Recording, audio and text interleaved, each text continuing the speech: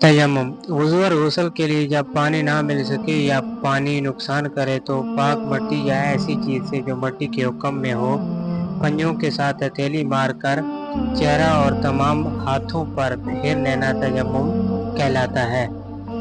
تیمم کا بیان۔ تیمم میں نیت فرض ہے، یعنی نیت کرے کہ ناپاکی دور کرنے کے لیے یا نماز پڑھنے کے لیے تیمم کرتا ہوں۔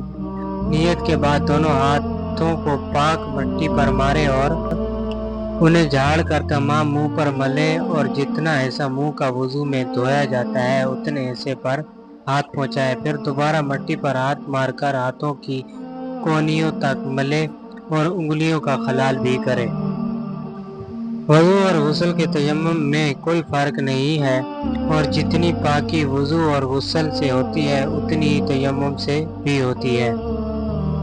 اگر پانی نہ مل سکے یا پانی استعمال کرنے سے بیماری بڑھ جانے کا خطرہ ہو تو وضو یا غسل کرنے کے بجائے تیمم کرنا کافی ہے۔ تیمم کا طریقہ سن لیجئے۔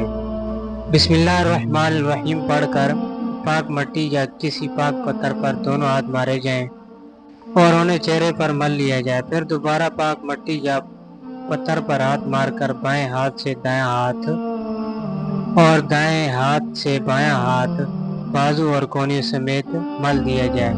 وضو یا غسل دونوں کے لیے اسی طریقے سے تیمم کرنا کافی ہے، مگر نیت میں اس کی وضاحت ضرور ہونی چاہیے۔